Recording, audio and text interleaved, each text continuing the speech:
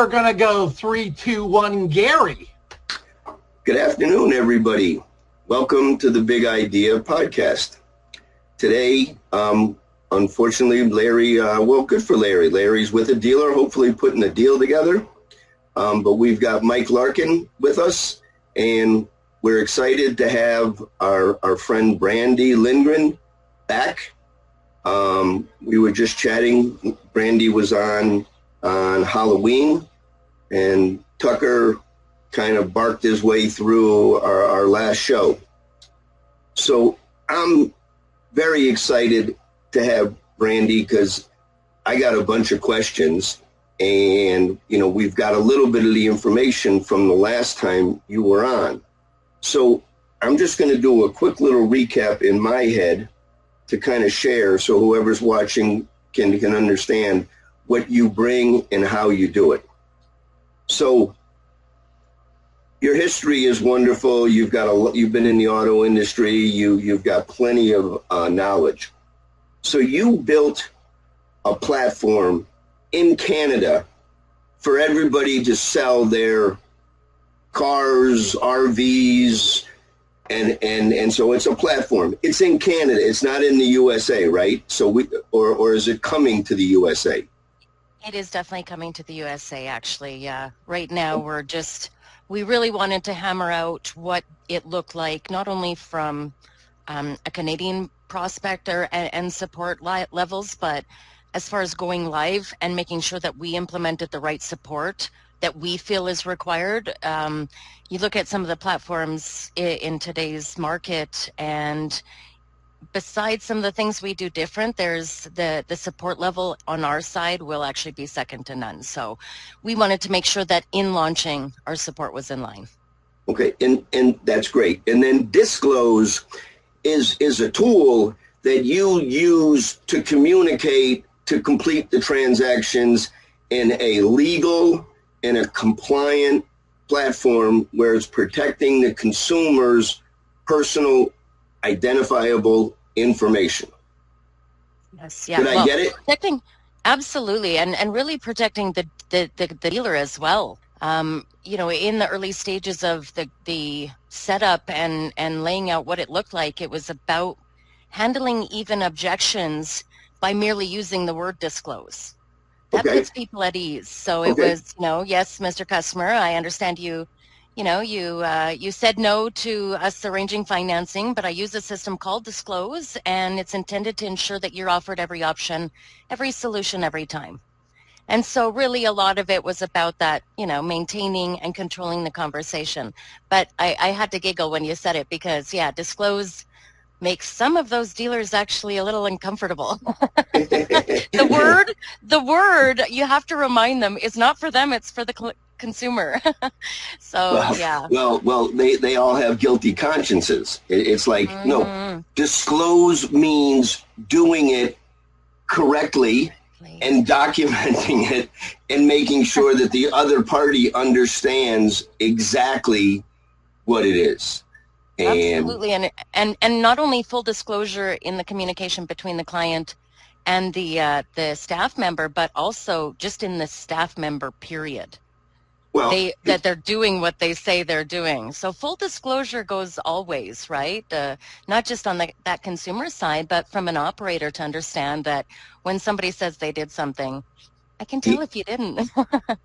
Well, as we march through the transformation, because I think we've talked and we're both very passionate about F&I, and the transformation of moving into a digital platform is starting to take a lot of traction, and it's great, and now there's not a lot of guessing, and now it's a lot of training and a lot of teaching and educating, and that's a good thing.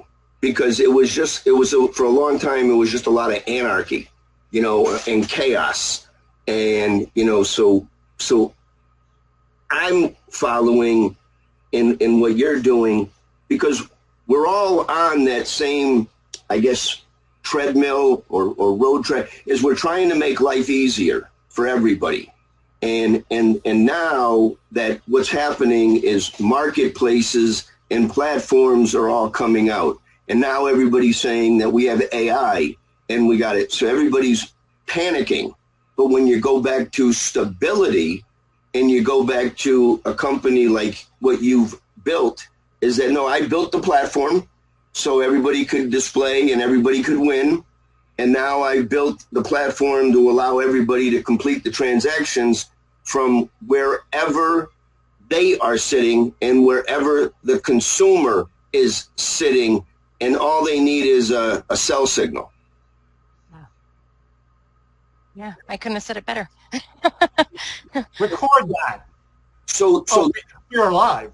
Record that, Jerry.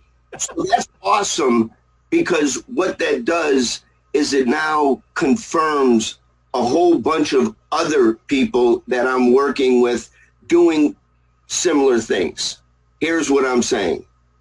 My friend Mike Frazier, we've been working. Mike Frazier has a program called Autoplay, Autoplai. But what he was able to do is he met people at USA Today.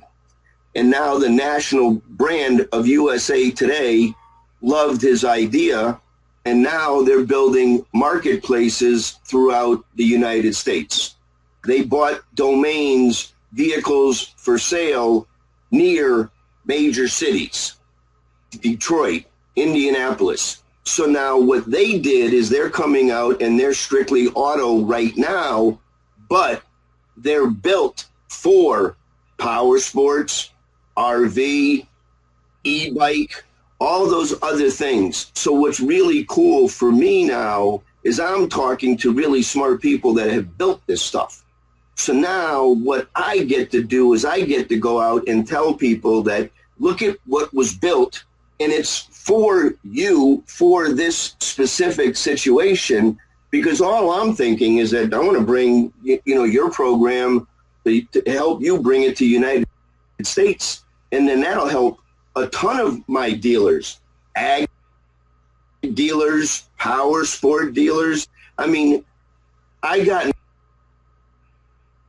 involved with the ag a few years ago, basically because of COVID and a few different things. And I saw that the ag was 10, 20 years behind the auto. But what an opportunity it's going to be for the ag to sell F&I on their equipment. So that's where I'm kind of bought in. So I know I just chatted for a whole long time, but Brandi, tell everybody, what your program kind of does and how it's winning, because it sounds, you've captured and you've cornered it, and now you're refining it and honing it. So take it away. Please share your information. Awesome. Well, so I have been in auto and asset financing for over 28 years.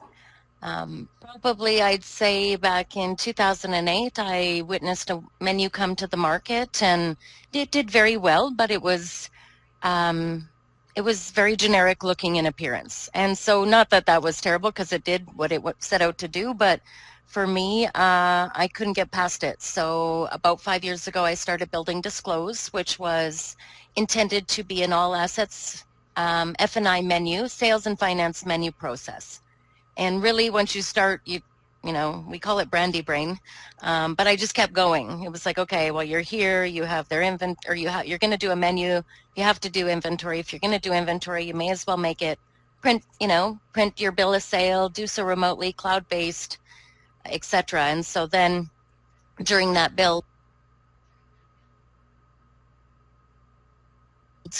I evolved around, and despite what people thought, because of course I took quite a bit of time on Disclose. Every time you thought you'd be somewhere, you'd say, okay, you'd go to market a little bit, you'd ask questions, you'd get feedback, and you'd go, okay, we still need to do this, this, and this, and then we can go live.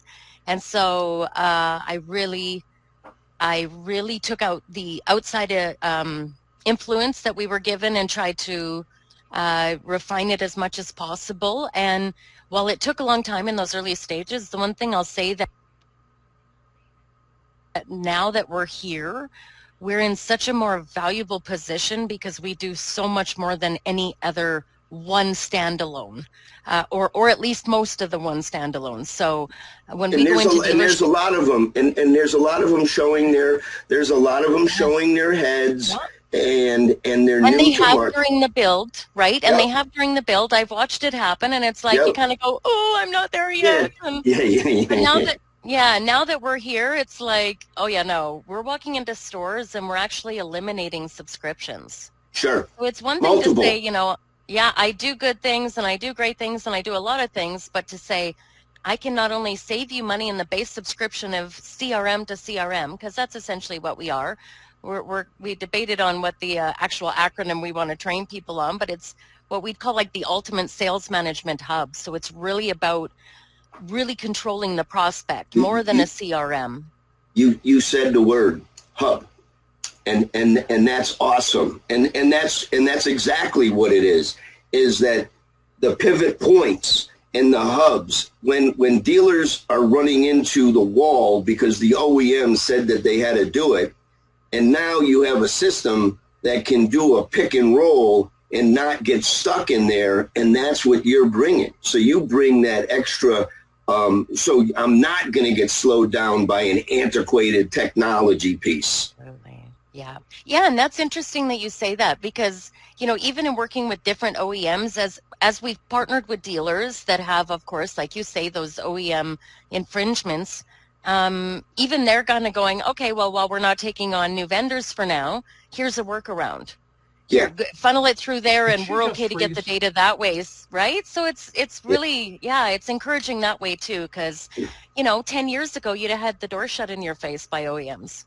Right? The OEMs now know, Amazon, the platforms to showcase and sell are at everybody's fingertips. Doesn't mean that they have, now it's up to the dealers and the local people to win them over to come into their local establishment. It's finally like organizing and leveling a lot of the playing field with all of these technologies emerging. Because, in the last 5 years, every day something changed. We've just every day it was something different. And now we're finally feeling like we're back before COVID, and now we can get back on path of building our systems and solutions to capture business today. Yeah. Brandi, I got a question for you. I'm on Clubhouse a lot. And one of the rooms there is called The Human Side of AI, run by Wendy Reeves. And I love Wendy. Yeah, and David Rozak, he's a master AI guy. And he speaks my language. So every time we speak, we get people lost. But I asked in that room to specifically April Simmons, who's over at Horn in Arizona. 2 years ago, we talked about different systems that you're running and they don't communicate with each other, and it makes it a bunch of data slop. Oh, yeah. How important is that now from 1 to 10? But now, more importantly, how is it since then to now? And she said it's worse. I'm like, what? Oh, You'd think it was getting better, but one system is not communicating with another system. And these guys don't get it. They're trying to shine the shiny little object. Yeah. But meanwhile, it's not solving anything while what you're running has that shiny little object. You just don't know about it. I know. So that's interesting. Yeah. Yeah. So how integrated is your system? Is it plug and play, or is it okay? We need to hook this up with this system.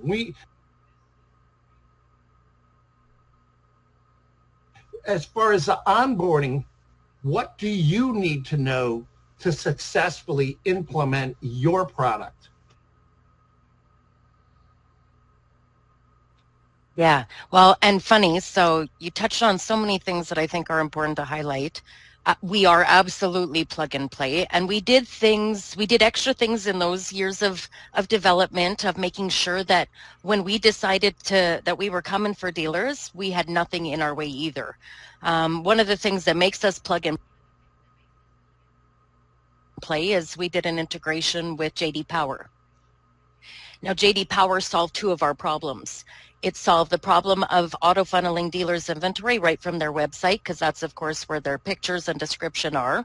So fantastic. And it's usually the place that they update first, so to get the most update information, right? So they auto-funnel our inventory. Then when it comes in and it's injected into Disclose, even if it's just for feeding on MotoClose or to be held within the CRM, we're given a one-to-one VIN match. So and I've had dealers like right away, they're like, I'm going to test this, and is it going to show the right passenger? Or, they're looking for it to be wrong, and it hasn't been. And those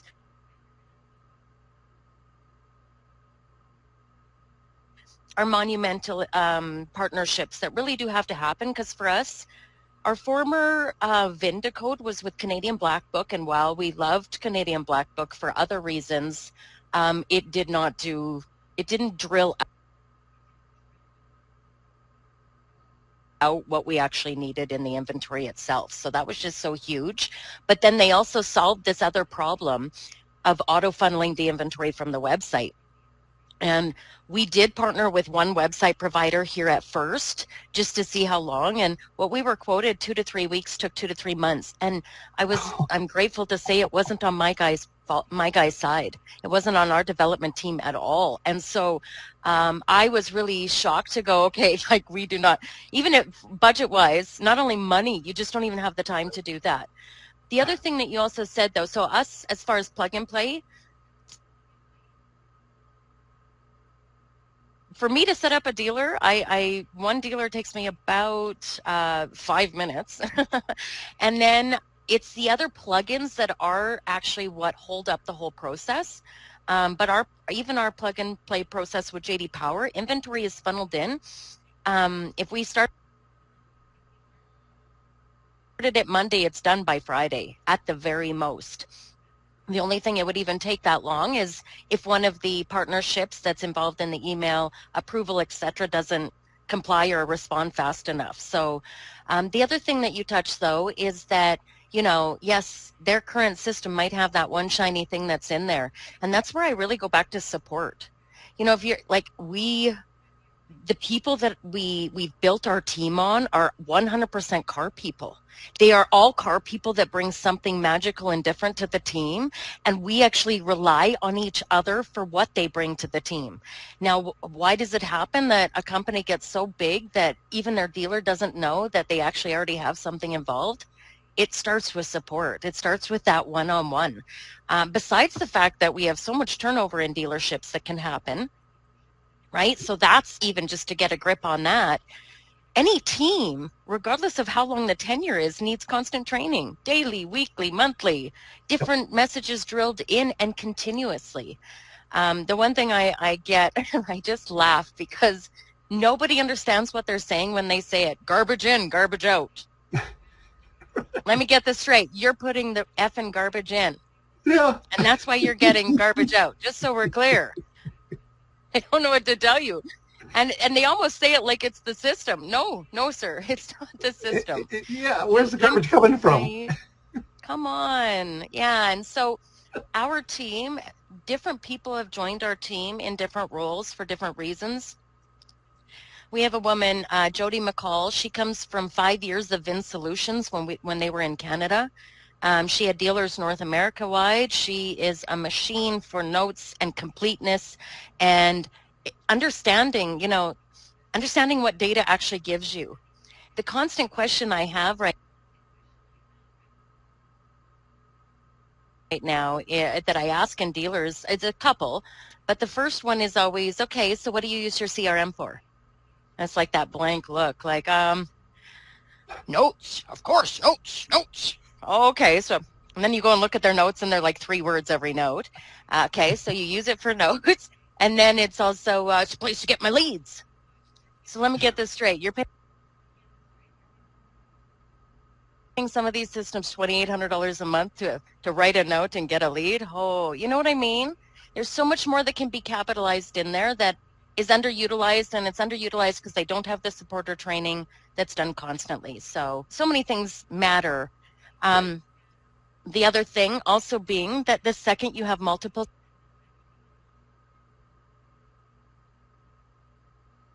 systems, as much as we can connect and we can try to get what everybody wants in a connection, you're just losing at things. You're just by default losing things. Right? And that's the big ticket as well.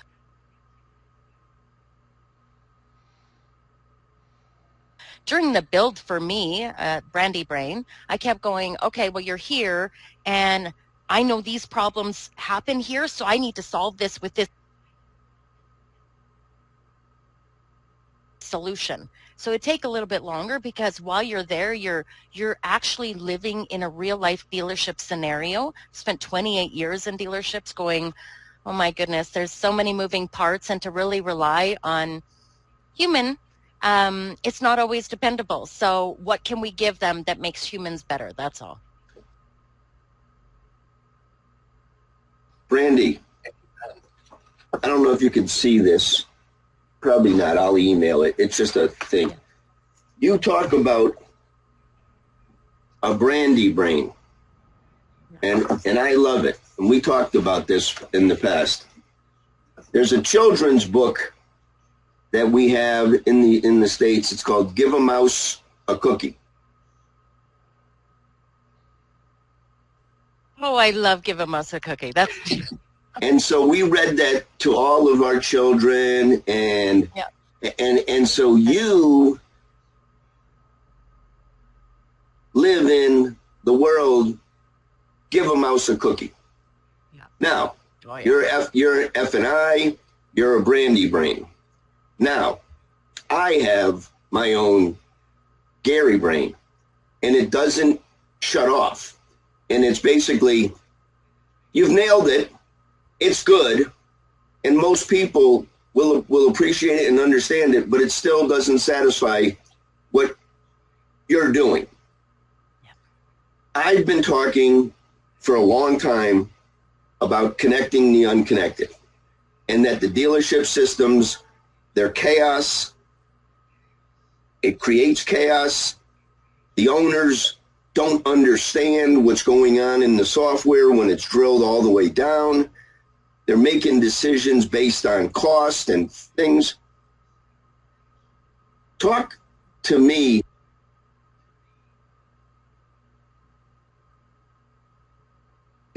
because it sounds like you have the solution that I'm looking for to bring to my dealers, and I like these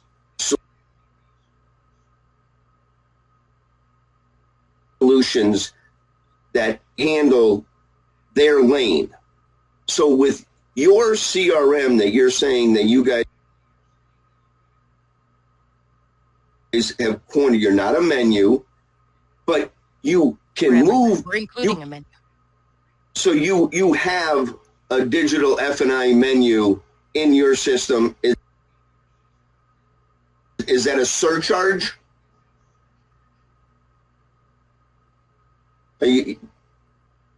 Right now it's not, no. And especially as we launch in each territory. Oh, no, I don't think I'm muted. You were muted for a second. You broke up for a second.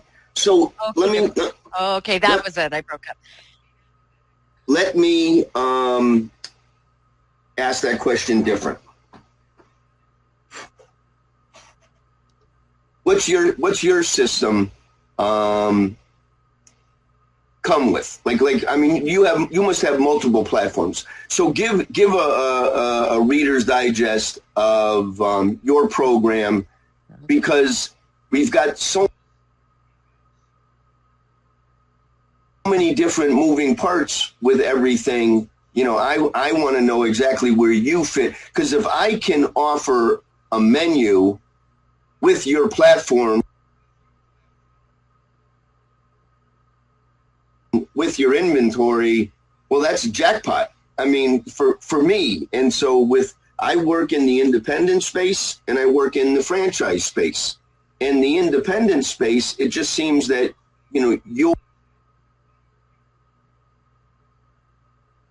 your platform will help them clean up their entire operating system that I've been constantly trying to build and make seamless and show them, hey, we've got to spend $1,000, but I'll put $100 extra on the VSE, and you sell the VSE, you're selling it anyways, and it offsets the expense. So I've been trying to do that. So share with me, if you could, how you fill that void, because I mean, that's what I'm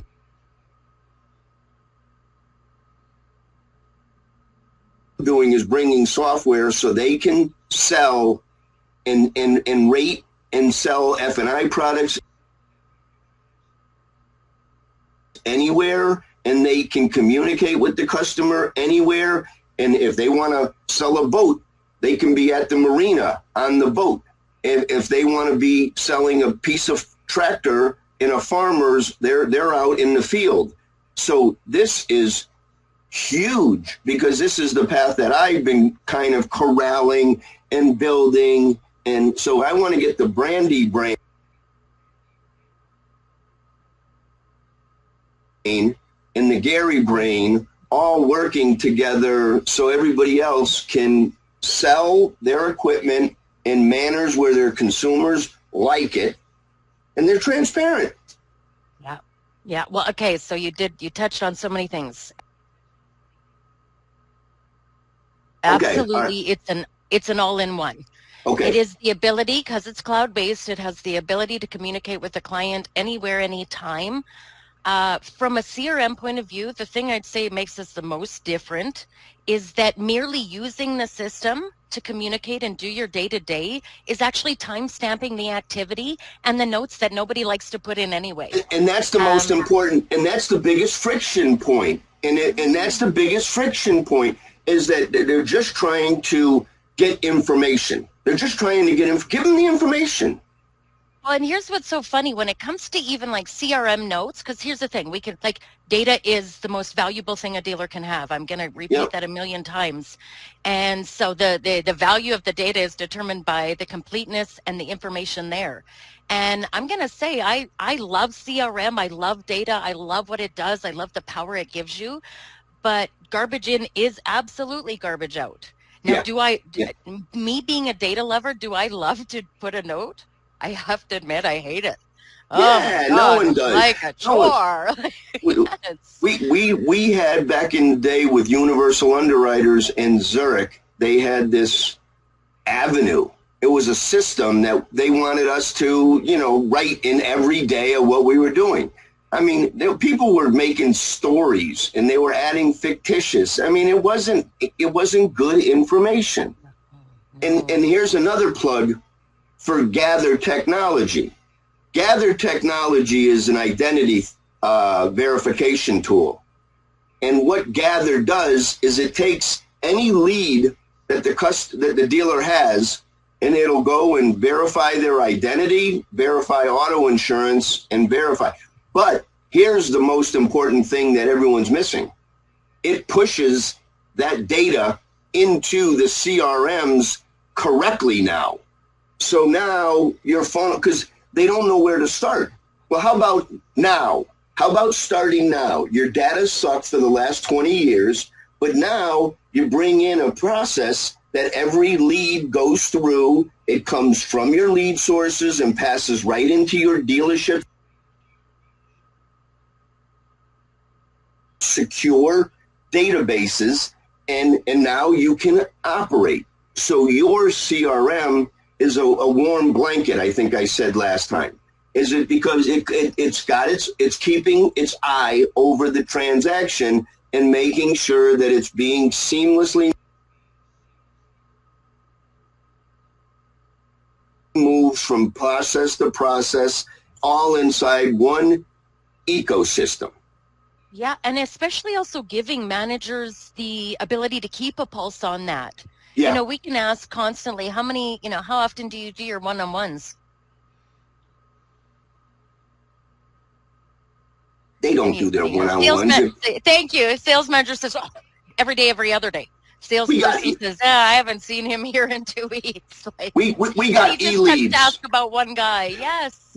Yeah. We got e-leads. They do it for us. Or it's in a queue. No, today's day, everybody needs to forget that what we're doing right now is human interaction. You can talk on your cell phone back and forth.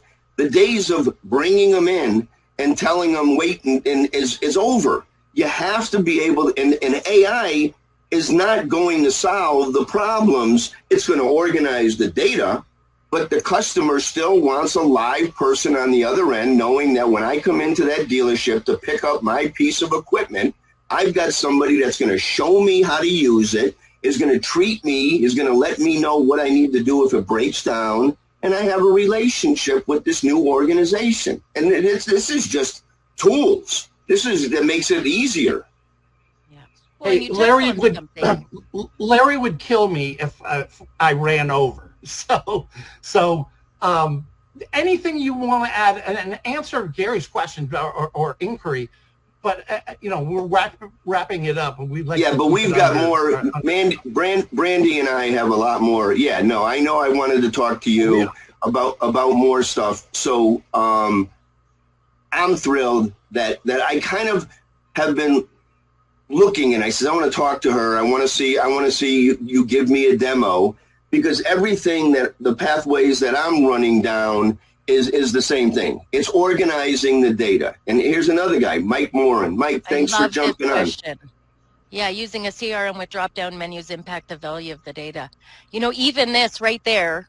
So my mind will quickly go to that, because it depends on how the menu is set up. But the fact that you're seeing what was offered at the time it was offered versus what you can opportunitize or materialize into an opportunity after the fact, that even matters. Hey, they were given these 3 options at time of sale. This is how it was saved. Now we know what we know. We also know what we have to work with and on as well. So I like that question. Okay. Thanks, Mike. All right, Brandi, thank you very much. It was wonderful. We will continue this conversation. If you could share with me. We should. I'm sorry I couldn't get on sooner. We need to.